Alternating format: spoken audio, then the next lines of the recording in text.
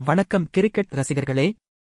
2026 ICC T20 உலகக் கோப்பையின் league சுற்றுகள் விறுவிறுப்பான கட்டத்தை எட்டியுள்ளன. இன்று கொழும்பின் ஆர்.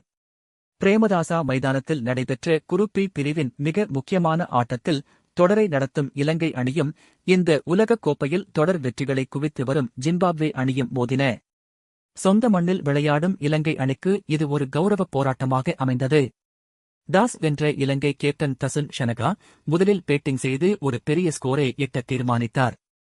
தொடக்க வீரர்களாக களம் இறங்கிய பதும் நிசன்கா மற்றும் குசல் பெரேரா ஜிம்பாப்வேயின் பிளஸிங் முசரபானி வீசிய முதல் ஓவரிலேயே பதும் நிசன்கா தனது ஸ்டைலான பவுண்டரிகளின் மூலம் ரன் கணக்கை தொடங்கினார். குசல் பெரேரா மறுமுனையில் இருந்து சிக்சர்களை பறக்கவிட இலங்கை அணி பவர் பிளே ஓவர்களில் ஜிம்பாப்வே பந்துவீச்சை துவம்சம் செய்தது. வெறும் 4.1 ஓவர்களிலேயே இலங்கை 50 ரன்களை கடந்தது. இது இந்த உலகக் கோப்பையின் அதிவேக 50 ரன்களில் ஒன்றாக பதிவானது. ஆனால் 5வது ஓவரில் முசரபானி வீசிய ஒரு வேகமான பவுன்சர் குசல் பெரேராவின் கணக்கை தீர்த்தது. 22 ரன்கள் எடுத்திருந்த நிலையில் பெரேரா கிரீமரிடம் கேட்ச் கொடுத்து வெளியேறினார்.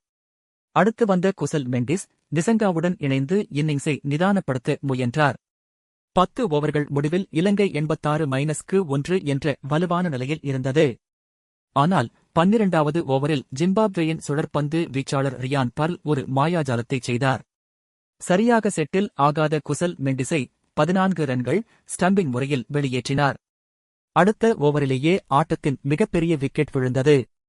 62 ரன்கள் 41 பந்துகள் எடுத்து மிரட்டிக் கொண்டிருந்த பதும் நிசங்காவை கிரீமர் தனது சுழலில் சிக்க வைத்தார். இலங்கை அணி திடீரென 127 ரன்களுக்கு 4 விக்கெட்டுகளை இழந்து தடுமாறியது. அப்போதுதான் இளம் புயல் பவன் ரத்நாயக்க களம் புகுந்தார். அவர் வந்த வேகத்தில் பிராட் எவன்ஸ் வீசிய 19வது ஓவரில் ஒரு சிக்சர் மற்றும் 2 பவுண்டரிகளை விளாசி மைதானத்தை அதிர வைத்தார்.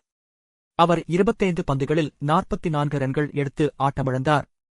இறுதியில் துனித் வெல்லாலகேயின் சிறிய பங்களிப்புடன் இலங்கை அணி 20 ஓவர்கள் முடிவில் 178 இன் கீழ் 7 என்ற சவாலான இலக்கை எட்டியது. 179 ரன்கள் என்ற இலக்கை நோக்கி ஜிம்பாப்வே களம் இறங்கியபோது இலங்கை பந்துவீச்சாளர்கள் எளிதில் விக்கெட்டுகளை வீழ்த்துவார்கள் என்று எதிர்பார்க்கப்பட்டது. ஆனால் பிரையன் பென்னட் மற்றும் தாடிவானாஷே மருமானி ஜோடி வேறு கணக்கு வைத்திருந்தது. பவர் பிளேயில் அவர்கள் விக்கெட் இழப்பின்றி 55 ரன்கள் எடுத்து இலங்கைக்கு அதிர்ச்சி அளித்தனர். மருமானி 34 ரன்களுக்கு ஆட்டமிழந்தாலும் பிரையன் பென்னட் ஒரு முனையில் நங்கூரம் போல நின்றார். ஆட்டத்தின் 13வது ஓவரில் கேப்டன் சிக்கந்தர் ராசா களம் இறங்கியதும் மைதானத்தில் அமைதி நிலவியது. அவர் தில்ஷான் மதுஷங்கவின் ஓவரில் தொடர்ந்து 2 இமாலய சிக்சர்களை விளாசி ரன் விகிதத்தை குறைத்தார்.